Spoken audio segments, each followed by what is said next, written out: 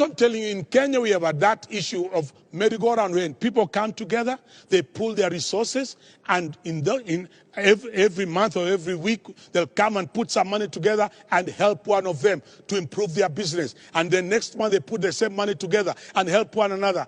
And these are things, that's the foundation for table banking, where people come together.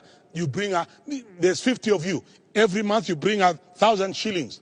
And by that 50,000 you give to one person to boost their business. Next month, you boost another business. The other month, within 2 years, everybody's business has been boosted.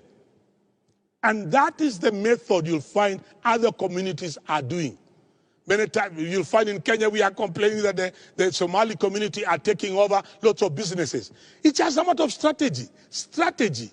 Because the rest of us, we are not strategic in our thinking. No, we are very political. Everything we look at, and we are more interested in politics of 2022 more than anything else. But the Somali community, whatever happens 2022, they know they shall either be number 2 or 3.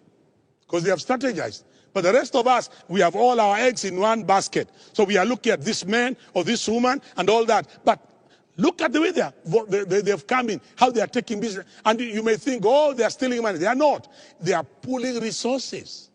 And then they open a business for one person. And they are telling him, as you do that business, we are still in the same group. Let's pool resources. Open the same petrol station for another person. Open the same M-Pesa for another person. Open the same a similar restaurant for another person. Let's open another restaurant in Kisumu, in Kericho, in Nairobi, in Mombasa, in Tutandei. And they are all over. While the rest of us, we are thinking of more politics of succession, more than strategizing. Because we are looking for handouts from politicians. How have they benefited? Merry-go-round. So that's why you go, you find some of the best restaurants belong to that community now. And they are like newcomers in business, but they came thinking, what are the legitimate ways of making money? So they invest for one person. They invest and encourage. Someone made me laugh, and this is a true story.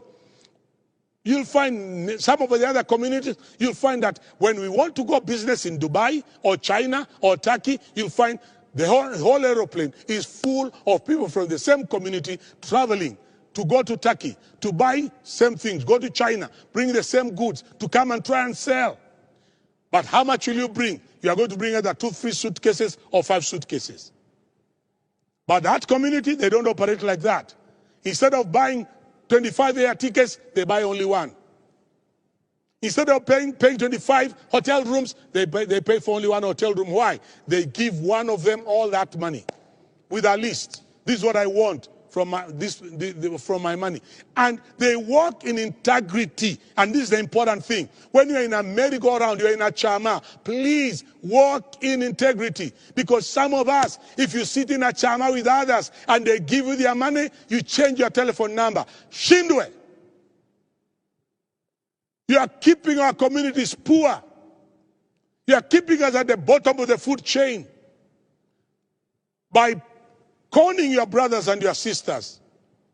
But look at other communities, whether it is the Asians, the Ismaili community, the Bohora community.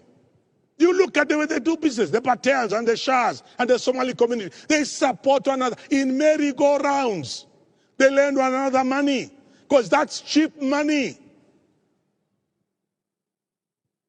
But some of us, we want to go for money from banks that are operating like with the Western idea of IMF, World Bank, interest rate 14%. And you are struggling. How can you compete with those communities when they have come together in a merry-go-round? That's another legitimate way of making money. And I'm challenging you Christians, come up with merry-go-rounds of brothers and sisters where you can operate in integrity and honesty and stop cheating one another and robbing one another. It's very sad when some of these communities comment about us, oh, there's no stealing here because there are no Christians here. It is sad. It should not be spoken of in our community.